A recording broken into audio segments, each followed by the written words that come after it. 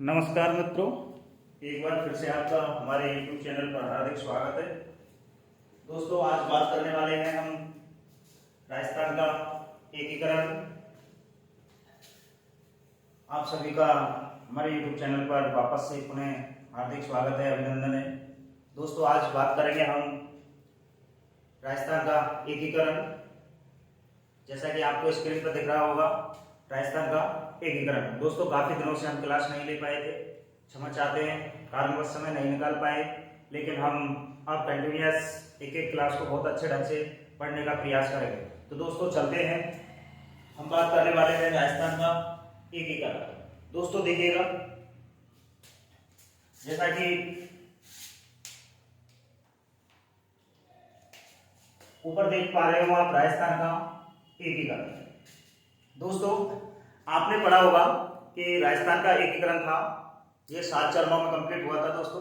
लेकिन जितनी रियासतें थी, केवल हमने नाम नाम सुना होगा कि 19 रियासतें थी, 3 ठिकाने थे, एक केंद्र शासित प्रदेश था। आज मैं आपको 1900 रियासत और उसके शासकों के बारे में बताने जा रहा हूं। दोस्तों देखिएगा कि राजस्थान में कितनी रियासतें थी, कौन इनके ठिकानेदार थे, कौन इसके शासक थे।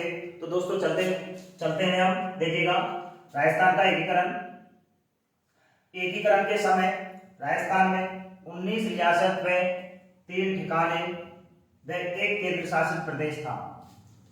दोस्तों, राजस्थान का एकीकरण जो कि 7 चरणों में पूरा हुआ, जिसमें समय लगा था 8 वर्ष 7 माह 14 दिन, उसके बारे में हम लोग पढ़ रहे हैं। एकीकरण के समय राजस्थान में कुल 19 रियासतें, कितनी रियासतें थी दोस्तों? 19 व 3 ठिकाने थे। कितने? 3 ठिकाने व एक केंद्र शासित प्रदेश था। और उस केंद्र शासित प्रदेश का नाम क्या नाम है भाइयों? अजमेर व मेरवाड़ा। क्या नाम था दोस्तों? अजमेर व मेरवाड़ा। अब बात करें दोस्तों 5 जुलाई 1947 को, ध्यान रखना,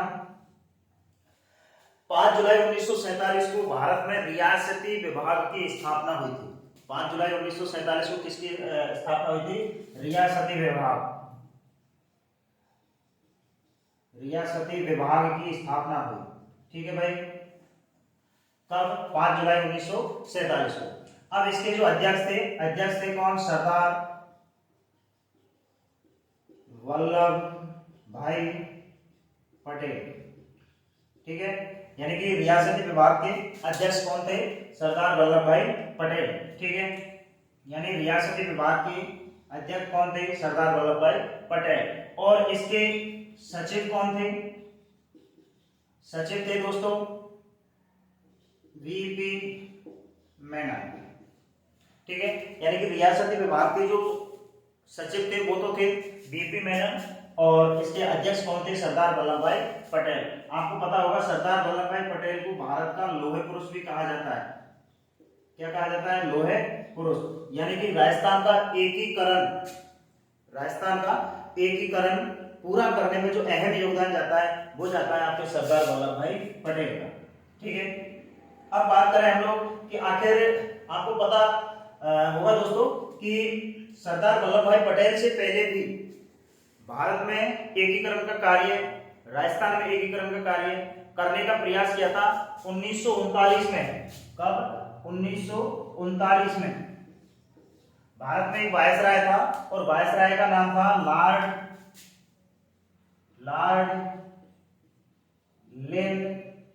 लिथगो।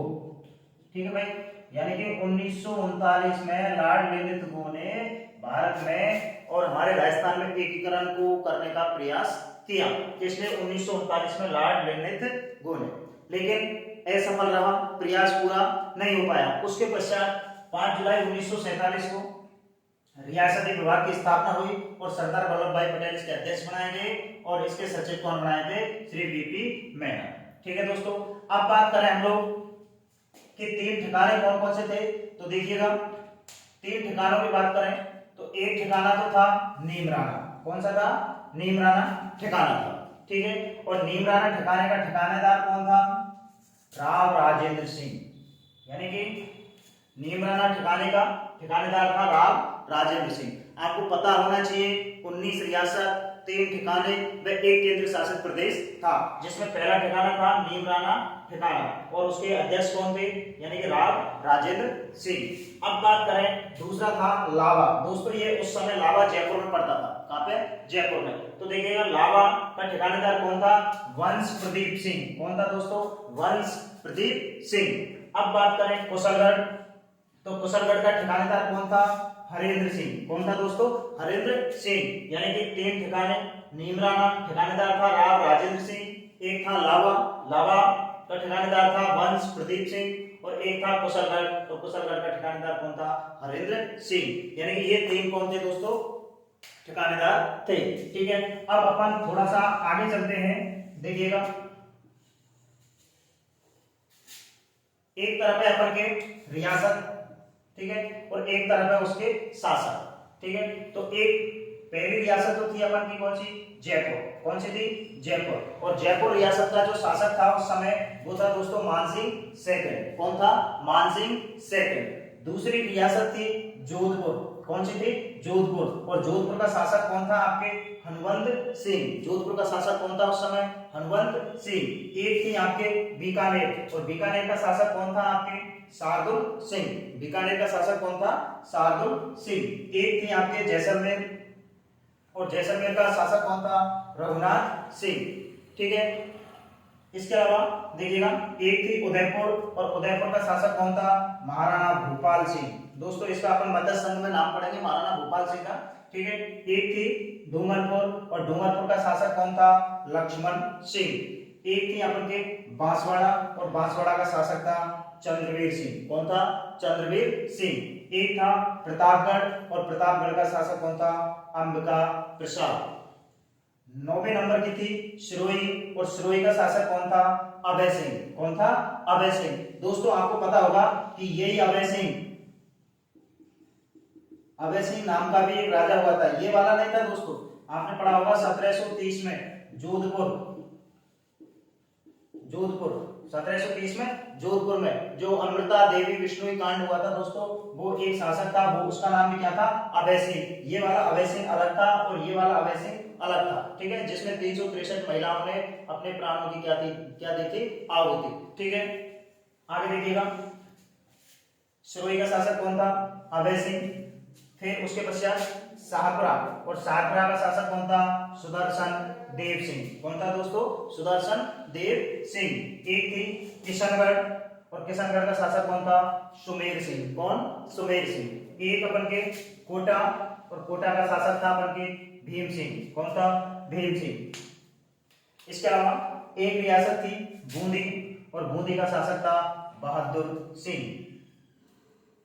14वें नंबर की थी अपन के झालावाड़, और झालावाड़ का शासक था हरिश्चंद्र देव सिंह। ये कौन था दोस्तों? झालावाड़ का शासक। एक थी अपन के अलवर, और अलवर का शासक था कौन? तेज सिंह। एक थी अपन के भरतपुर, और भरतपुर का शासक था विजेंद्र सिंह। दोस्तों एकीकरण के समय जो ये शासक थे रियासतों के, उनके नाम बता रहा हूं मैं आपके लिए। एक थी अपन के धौलपुर, और धौलपुर का शासक था उस समय उदयभान सिंह। एक अपन के करौली, और करौली का शासक था गणेश पाल वासुदेव सिंह। दोस्तों करौली का शासक कौन था? गणेश पाल वासुदेव सिंह। एक थी अपन के लास्ट टोंक, और टोंक का था अजीजुद्दौला। कौन था दोस्तों? अजीजुद्दौला। ठीक है, ये कौन था? टोंक का शासक था। दोस्तों 3 ठिकाने और अपन के 19 रियासत, और एक केंद्र शासित प्रदेश था अजमेर मेरवाड़ा। तो दोस्तों आप जल्दी से इसको नोट कर लीजिए दोस्तों। ठीक है, यानी कि 1900 रियासतों के ये तो इधर वाले तो थे शासक, और ये थी रियासत। ठीक है, रियासत शासक। ठीक है, रियासत, और इधर हो गए अपन के शासक। आप वीडियो को रोक के इनको लिख सकते हो दोस्तों। ठीक है,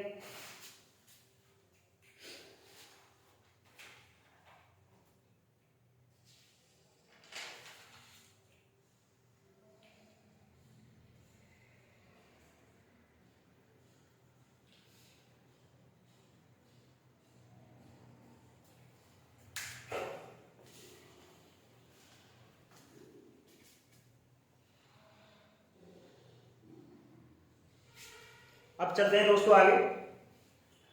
देखिएगा अगर बात करें दोस्तों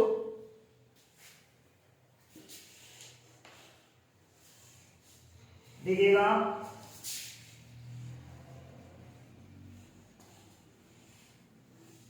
देखिएगा जनसंख्या की दृष्टि से, जनसंख्या की दृष्टि से सबसे बड़ी रियासत, जनसंख्या की दृष्टि से सबसे बड़ी रियासत कौन सी थी? जनसंख्या की दृष्टि से सबसे बड़ी रियासत थी दोस्तों जयपुर। कौन सी? जयपुर। ठीक है, कौन सी थी? जयपुर। अगर बात करें क्षेत्रफल की दृष्टि से सबसे बड़ी रियासत, क्षेत्रफल की दृष्टि से दोस्तों सबसे बड़ी रियासत कौन सी थी अपन के? जोधपुर। ठीक है, अगर बात करें जनसंख्या की दृष्टि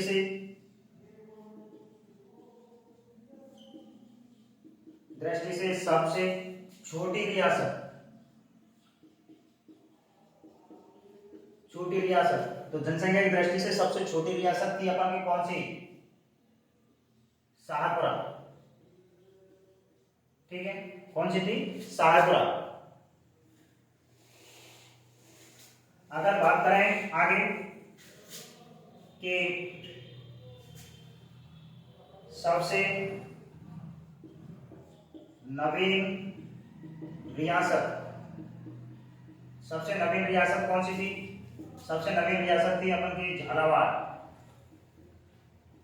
ठीक है, सबसे नवीन रियासत कौन सी थी? झालावाड़। यानी जनसंख्या की दृष्टि से सबसे बड़ी रियासत तो थी अपन के जयपुर, और क्षेत्रफल की दृष्टि से सबसे बड़ी रियासत जोधपुर, और जनसंख्या की दृष्टि से सबसे छोटी रियासत सहारपुरा, और सबसे नवीन रियासत थी झालावाड़। और दोस्तों यहीं पे क्षेत्रफल की दृष्टि से भी, क्षेत्रफल की दृष्टि से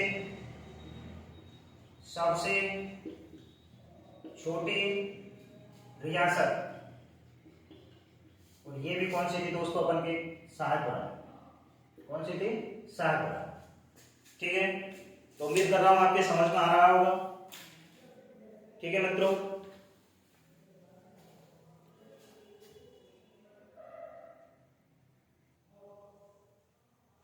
अब बात करें दोस्तों राजस्थान का अपन का एकीकरण। ठीक है,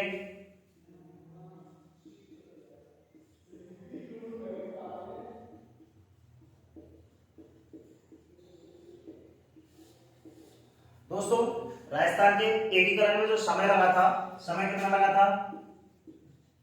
समय लगा था आपके 8 वर्ष 7 माह और 14 दिन। यानी टोटल समय कितना लगा था? 8 वर्ष 7 माह 14 दिन। ठीक है, और चरण कितने थे दोस्तों? कुल चरण कितने थे? कुल चरण थे इसमें 7। ठीक है, यानी राजस्थान के एकीकरण में जो कुल समय लगा था वो लगा था 8 वर्ष 7 माह 14 दिन, और कितने चरणों में पूरा हुआ? 7 चरणों में। तो दोस्तों हम एक एक चरण की अब बात करने वाले हैं। देखिएगा, एक एक चरण की बात करें हम लोग तो देखिए,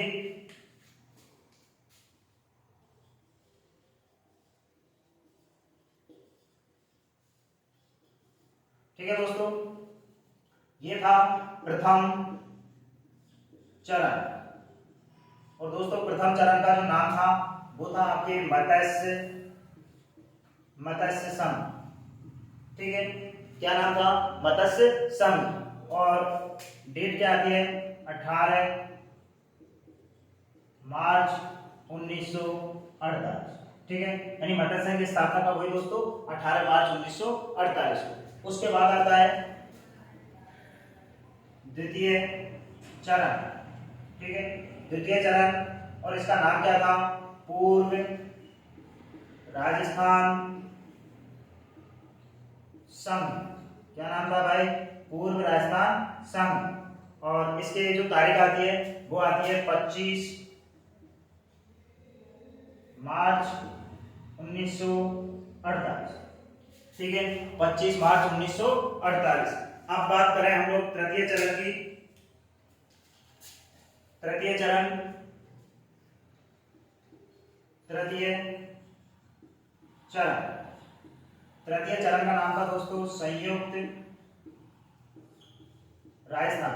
क्या नाम था? संयुक्त राजस्थान। ठीक है, और इसकी डेट आती है आपकी 25 अप्रैल 1948। ठीक है, इसके बाद अगला आता है चतुर्थ चरण। क्या आता है अपन के? चतुर्थ चरण, और नाम मिलता है बृहद राजस्थान। क्या मिलता है? बृहद राजस्थान। और डेट मिलती है आपकी कितनी? 30 मार्च 1949। क्या मिलती है दोस्तों? 30 मार्च 1949। उसके पश्चात आता है पांचवा चरण। ठीक है, पांचवा चरण का नाम क्या है? संयुक्त बृहद राजस्थान। ठीक है, संयुक्त बृहद राजस्थान। इसकी डेट क्या मिलती है? 15 मई 1949। उसके बाद छठा चरण। ठीक है, छठा चरण का नाम क्या मिलता है दोस्तों? राजस्थान संघ। क्या मिलता है? राजस्थान संघ। और कब डेट क्या मिलती है? 26 जनवरी 1950। ठीक है, और अपन का आता है लास्ट का सातवां चरण। और सातवां चरण का क्या नाम है? वर्तमान राजस्थान। ठीक है, क्या है? वर्तमान राजस्थान। कब? 1 नवंबर 1956। ठीक है दोस्तों, तो यानी कि आप देख सकते हो इनको, यानी कि प्रथम चरण क्या है दोस्तों? प्रथम चरण का नाम है अपन के मत्स्य संघ। ठीक है, कब हुआ इसका गठन? 18 मार्च 1948 को। यानी प्रथम चरण का गठन कब हुआ? 18 मार्च 1948। फिर आता है अपन के द्वितीय चरण। द्वितीय चरण का नाम है दोस्तों पूर्व राजस्थान संघ। कब हुआ इसका गठन? 25 मार्च 1948। तृतीय चरण कौन सा है? संयुक्त राजस्थान। और संयुक्त राजस्थान कब बनाया था? 25 अप्रैल 1948। उसके पश्चात आता है चतुर्थ चरण, नाम मिलता है बृहद राजस्थान। और दोस्तों इसकी गठन कब किया गया? 30 मार्च 1949 को। दोस्तों 30 मार्च को ही क्या मनाया जाता है? राजस्थान दिवस। 30 मार्च को क्या मनाया जाता है दोस्तों? राजस्थान दिवस। ठीक है, और पांचवा चरण अपन के, पांचवें चरण का नाम क्या है? संयुक्त बृहद राजस्थान। कब गठन किया गया? 15 मई 1949 को। ठीक है, इसके अलावा छठा चरण। छठा चरण का राजस्थान संघ। दोस्तों देखिए, ये तो है पूर्व राजस्थान संघ और ये है राजस्थान संघ। ठीक है, और स्थापना कब हुई? गठन कब किया गया? 26 जनवरी 1950 को। और अपन के अंतिम चरण है जिसे अपन वर्तमान राजस्थान कहते हैं, और इसका गठन कब किया गया? 1 नवंबर 1956 को। दोस्तों ये डेट और नाम आप अच्छे से याद कर सकते हो। ठीक है, 18 मार्च 1948, यानी कि 1948 में टोटल कितने हैं? 3। कितने दोस्तों? 3 चरण पूरे कंप्लीट हुए थे 1948 में। और दोस्तों 1949 में हुए थे कितने? 2 चरण। ठीक है, और एक 1950 और एक 1956। दोस्तों कितने हो गए? 3 2 5 6 और 1 7। कितने हो गए टोटल? 7 चरणों में अपन का एकीकरण क्या हुआ दोस्तों? कंप्लीट हुआ था। प्रथम चरण, द्वितीय, तृतीय, चतुर्थ, 5 6 और 7। ठीक है दोस्तों, मत्स्य संघ, पूर्व राजस्थान संघ, संयुक्त राजस्थान, बृहद राजस्थान, संयुक्त बृहद राजस्थान, राजस्थान संघ और वर्तमान राजस्थान। ठीक है, कब? 18 मार्च 1948, 25 मार्च 1948, 25 अप्रैल 1948। 3 चरण दोस्तों इसमें हो गए। इसके पश्चात 30 मार्च 1949, 15 मई 1949। दोस्तों ध्यान रखना 30 मार्च को प्रतिवर्ष राजस्थान दिवस मनाया जाता है। इसके अलावा 15 मई 1949, 26 जनवरी 1950 और एक अपन का अंत में 1 नवंबर 1956। दोस्तों ये अपन के राजस्थान के एकीकरण के क्या थे? प्रथम जो 7 चरण थे उनके बारे में मैंने आपके लिए बताया है दोस्तों। ठीक है, अब बात करें दोस्तों, हमारा पहला आता है दोस्तों, हम अपन के पूरे जो 7 चरण हैं सातों को एक एक करके पढ़ेंगे दोस्तों। ठीक है, आप निश्चिंत रहें, मैं एक एक को विस्तार पूर्वक आपको समझाने का प्रयास करूंगा। देखिएगा, अगला आता है अपन के, देखिएगा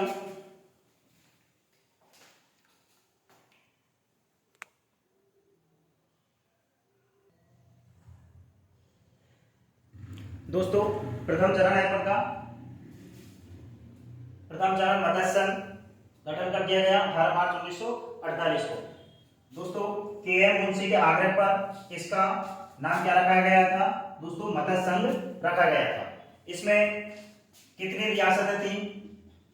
रियासतें थी दोस्तों 4। कितनी रियासत? 4। कौन कौन सी थी दोस्तों?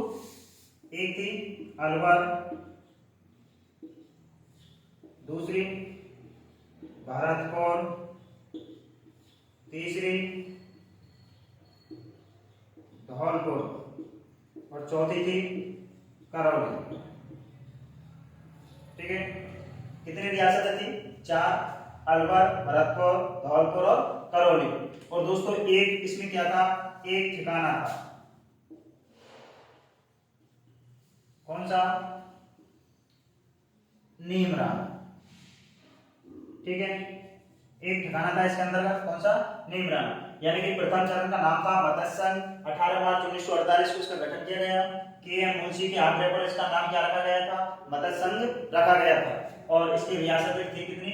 4। अलवर, भरतपुर, धौलपुर और करौली। और इसके अंतर्गत एक ठिकाना था और ठिकाने का नाम था दोस्तों नीमराना। ठीक है, तो ये तो थी इसकी रियासत है। अब दोस्तों अगर बात करें हम इसके राज प्रमुख की, किसकी? राज प्रमुख। ठीक है, तो दोस्तों राज प्रमुख कौन था इसका? कौन था? उदयभान सिंह। उदयभान सिंह। ठीक है, कौन था इसका राज प्रमुख? उदयभान सिंह। और प्रधानमंत्री कौन था?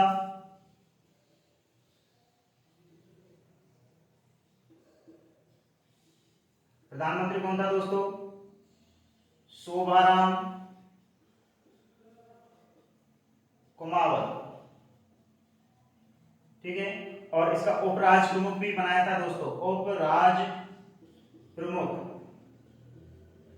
कौन था? गणेश पाल। कौन था? गणेश पाल।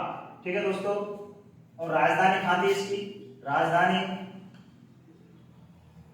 कहाँ थी दोस्तों? अलवर। कहाँ पे? अलवर। तो ये आपका क्या था दोस्तों? मत्स्य संघ। यानी कि के एम मुंशी के आग्रह पर इसका नाम क्या रखा गया था दोस्तों? मत्स्य संघ। रियासतें कितनी थी? 4। अलवर, भरतपुर, धौलपुर और करौली।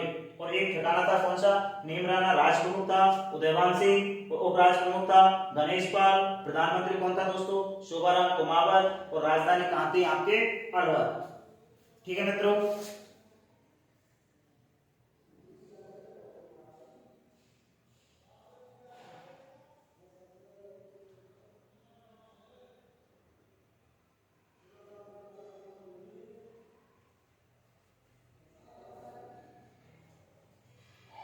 दोस्तों अगर और इसके आगे थोड़ी सी बात करें हम लोग, तो अपन के मत्स्य संघ का जो उद्घाटन कहाँ पे हुआ था दोस्तों बताइएगा।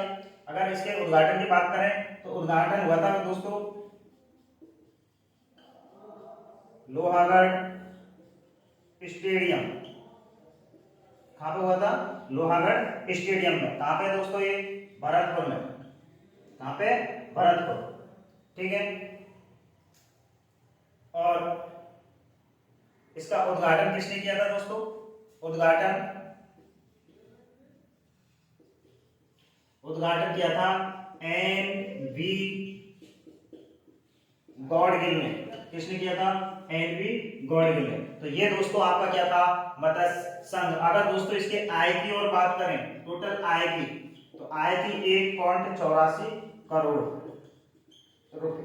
ठीक है दोस्तों, तो ये पूरा हुआ आपका मत्स्य संघ। एक बार इसको वापस से आप नोटिस कर लें दोस्तों।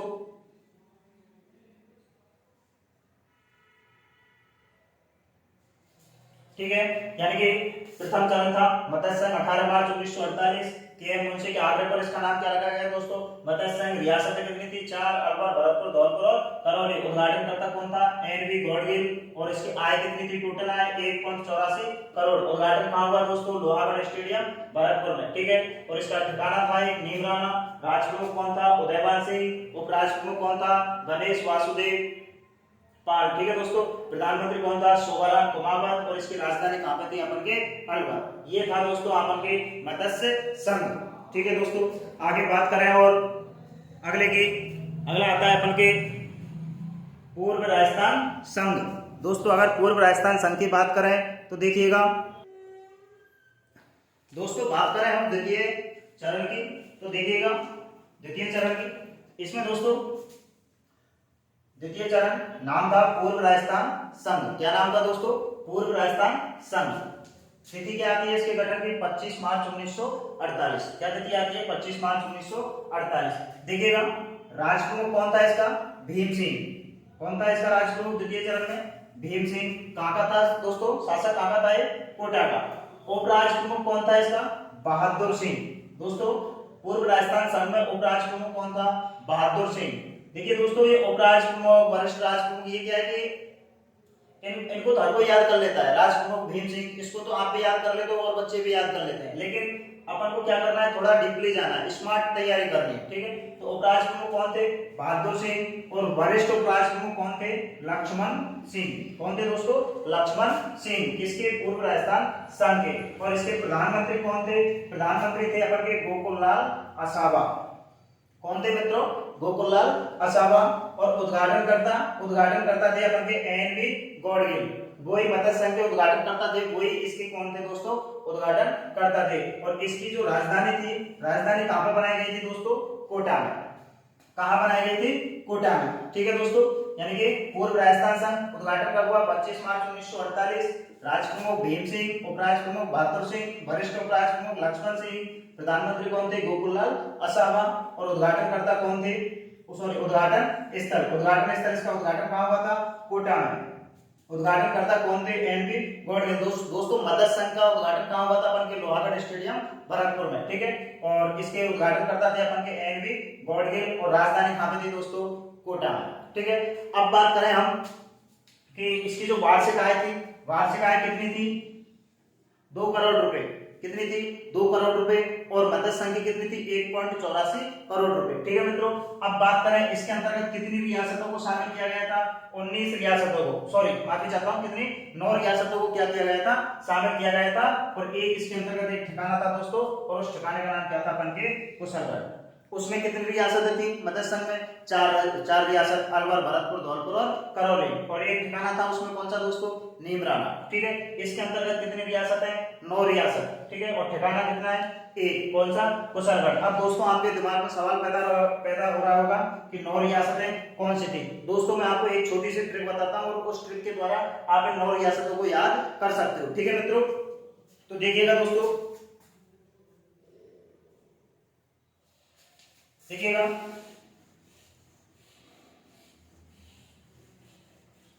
चलिए बात करते हैं 9 रियासतों की। तो देखिएगा,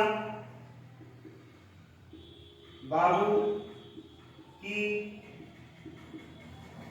झाड़ू को,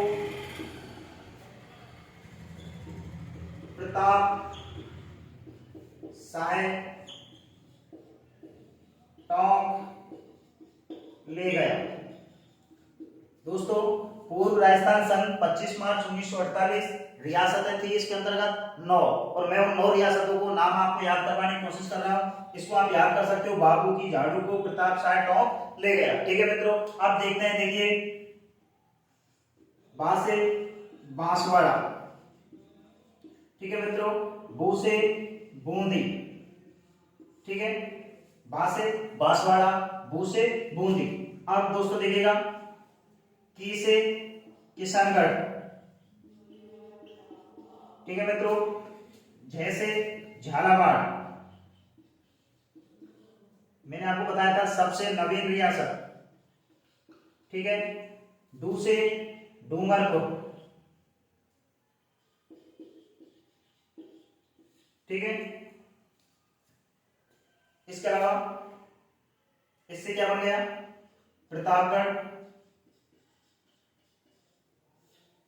शाहपुरा, 1 2 3 4 5 6 7, एक हो गए अपन के टॉप, कितने हो गए 8। ठीक है मित्रों, टोटल रियासत कितनी थी 9, और एक अपन के वो से क्या बन गया दोस्तों, कोटा। ठीक है, और ये हो गए अपन के 9 रियासत। ठीक है मित्रों, यानी कि बाबू की झाड़ू को प्रताप शाह टोंक ले गया। ठीक है मित्रों, तो देखिए बा से बांसवाड़ा, बू से बूंदी, की से किशनगढ़, जैसे झालावाड़, को से कोटा, प्र से प्रतापगढ़, शाह से शाहपुरा और टो से टोंक से टोंक। तो मित्रों इसके अंतर्गत 9 रियासतें थी द्वितीय चरण के अंतर्गत, और एक ठिकाना था कौन सा, कुशलगढ़। ठीक है, तो आप इसको अच्छे से याद कर सकते हो, इस लाइन को आप ट्रिक को याद कर सकते हो मित्रों। ठीक है, और आराम से आप इन 9 रियासतों को याद कर सकते हो। तो मित्रों आज हुए हैं अपन के 19 रियासतों को मैंने आपको नाम लिखवा दिए थे, और प्रथम चरण मत्स्य संघ और पूर्व राजस्थान संघ। ठीक है, दोनों मैंने बहुत अच्छे से समझाने का प्रयास किया है। निश्चित रूप से बाकी के जो 5 चरण हैं उनको हम पढ़ेंगे दोस्तों कल। तब तक आप इनको अच्छे से याद करते रहें और हमारी क्लास को अवश्य शेयर करें मित्रों। ठीक है, आज बस दोस्तों इतना ही।